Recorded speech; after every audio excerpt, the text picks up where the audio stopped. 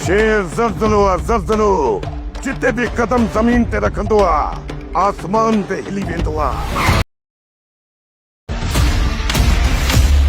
अस्सलाम वालेकुम दोस्तों, मैं आया मुझे पंहिंजो अदाकार काज़ी अब्दुल सत्तार ऐं वरी सिराया आहे मुंहिंजो यूट्यूब चैनल सत्तार काज़ी ब्लॉग। जी हाँ दोस्तों, मां पंहिंजे यूट्यूब चैनल सत्तार काज़ी ब्लॉग में आयल तमाम दोस्तनि खे भलीकार चवां थो। भली करे आया, जी करे आया, सदाईं ख़ुशि हुजो, आबाद हुजो, हमेशह गुलनि जी आरती कंदा टहंदा रहो। इहे मुंहिंजी तव्हां दोस्तनि जे लाइ हिकु दुआऊं हूंदियूं आहिनि जेका अव्हांजी सपोर्ट, अव्हांजो सहकार, अव्हांजो प्यार मूंखे हमेशह अव्हांजा जेका गुण ॻाइण ते मजबूर कंदो आहे। तमामु दोस्तनि जी वॾी महिरबानी थी। दोस्तों, हिन ईद ते ईद उल फितर ते जेके ईद जे पहिरें ॾींहं ते हलण वारी जेका फिल्म आहे गर्दिश, जी हाँ, गर्दिश जा डायरेक्टर आहिनि शहीद नसीम खरल ऐं शहीद नसीम खरल जे जेको क्लासिकल ऐं जे यादगार में हिकु तमामु बहितरीनु फिल्म ठाही वई आहे जंहिंजा डायरेक्टर आहिनि फ़हीम याया भुट्टो। जी हाँ, फ़हीम याया भुट्टो तमामु हिकु बहितरीनु डायरेक्टर आहिनि जंहिंमें पूरी कास्ट में फ़हीम याया भुट्टो, एस भट्टी, जी हाँ, मीर सईद सूबदार, उम्मेद अली कलवाड़, आज़म मेघल, जी हाँ दोस्तों, उनका अलावा नियाज़ खान ॾेर ऐं ॿियनि में कमु करे रहिया आहियूं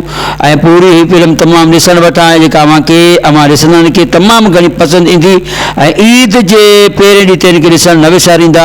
जी हाँ, हिकु क्लासिकल 1970 जे दौर जी पूरी कहाणी जंहिंमें अव्हां जा पुराणा जेको पूरो जेको इनखे सकाफ़त खे ॾेखारियो वियो आहे 1970 वारे सकाफ़त खे ऐं तमामु घणी अव्हां दोस्तनि खे पसंदि ईंदी। दोस्तों, वरी मिलूं त ॿिए वीडियो जे लाइ तेसीं ताईं इजाज़त, अल्लाह हाफ़िज़।